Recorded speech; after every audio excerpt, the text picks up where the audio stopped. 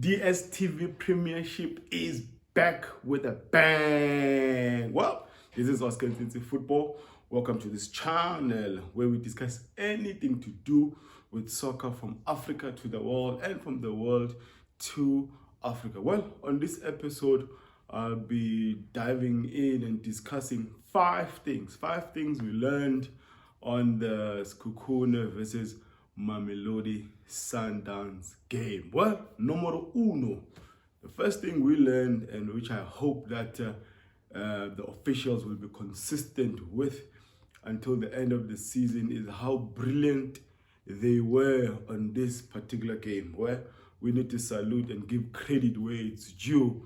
The referee had a brilliant game. The two red cards that were issued to Ncube and Rivaldo were deserved red cards. And what I like about this is that even when it was, it was the 11th or 12th minute when that red card was issued, he he was not scared. He was not scared to give a red card, even though it was that early. It was a deserved red card, and the retaliation from Rivaldo, he also deserved it.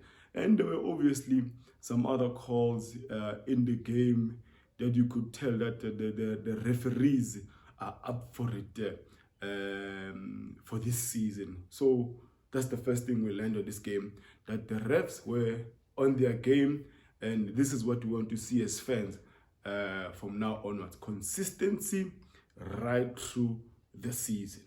Those. Number two, the second thing we learned on this particular game, I think, which was clear to everyone who follows Mamelodi Sundowns, is the system and the formation that was employed by Rulani Mokwena. It's a new formation, and from the previous one. Last season, he mostly played with the 4-4 diamond in the middle, 4-4-2 diamond in the middle, and which he will mostly overload, the middle, playing through the middle. But this season, with the players they've acquired, it's allowing Rulani Mokwena to play with a different formation. This is what I think I picked up. It appeared as if it was a 3-2-4-1 formation, playing with AB, Libusa, and Mudiba at the back, because not Mudiba, Mudau didn't have a lot of runs on the wider channels, on the right wide channels. On this game, you will most often see him playing or being available, playing with the Libusa, AB at the back, and in the mid two was your Rivaldo and Mokwena. The guys in the middle, it was Modiba, it was Mshishi, it was Allende, and it was Costa, with Peter Shalulile playing up top. Sundowns is a team that emphasizes a lot of movements, and creating spaces in the pockets.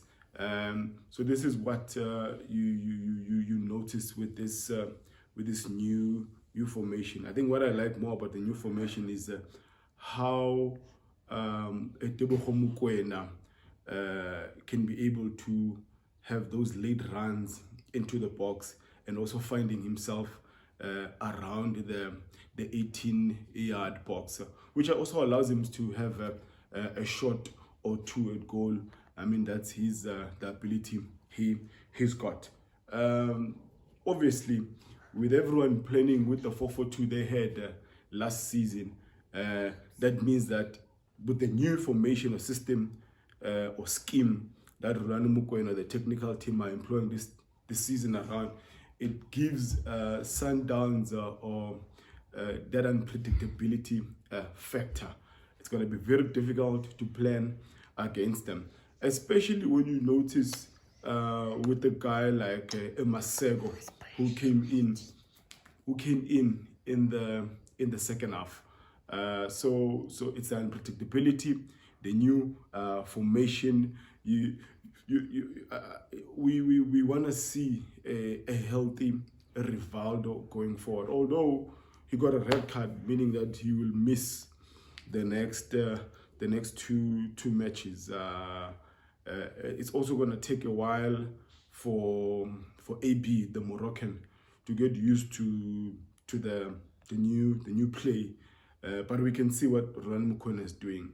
AB is finding himself a lot in the middle, and we saw this from even last season. His diagonal passes are just brilliant. He's got a pass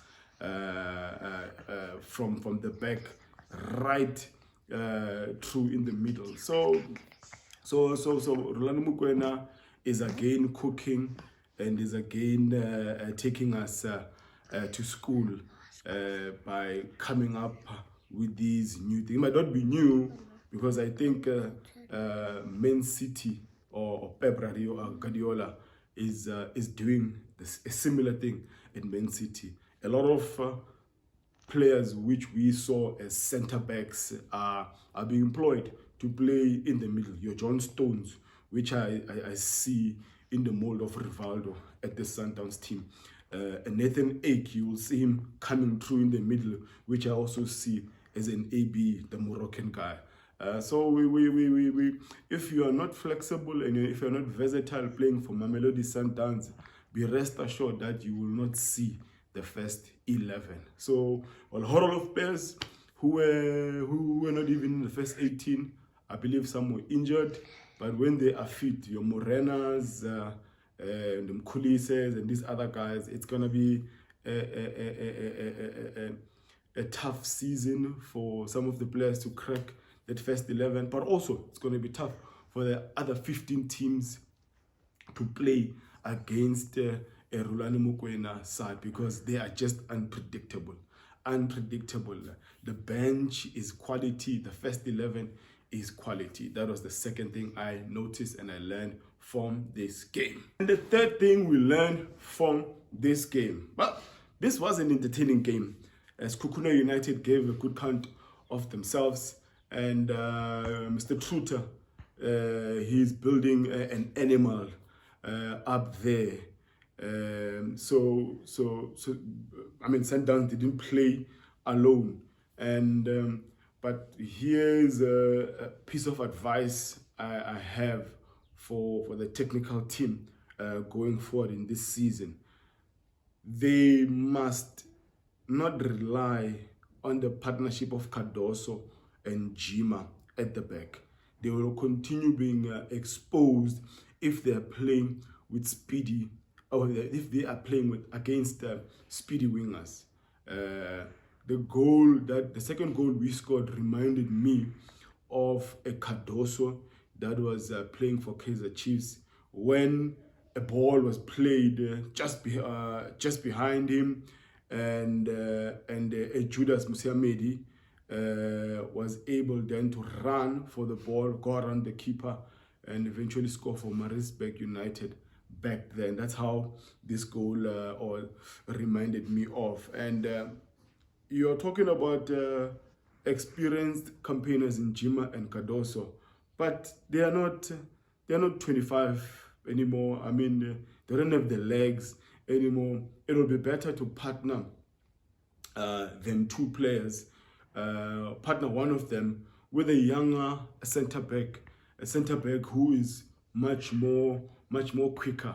Otherwise, going forward, Sekhukhune United will forever be blaming them too. That was the third thing I noticed in this game, and I'm hoping that Sekhukhune United, obviously going to Peter Mugabe Stadium playing against Sekhukhune, it's going to be tough for everyone. It's going to be tough. This is a good side, and they've got the experienced campaigners everywhere. They must just learn how to blend the young ones with the old ones. Well, the fourth thing we learned, Quadro, on this particular game is It was a night of debutants. Jamie Webber had a sterling game in that number 8 position for Truta.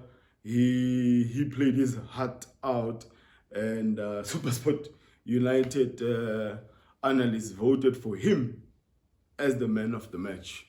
I know he was the man of the match for Sekhukhune United, but I don't think he was the man of the match for the whole, for both sides. I mean, the standard performances for me, definitely the man of the match could have been given to Marcelo Allende, who I believe was the best player on both teams. But either way, Jamie Webber had a brilliant debut game. And going forward, I mean, he even scored on his debut. Even if he did not score, the boy had a brilliant game.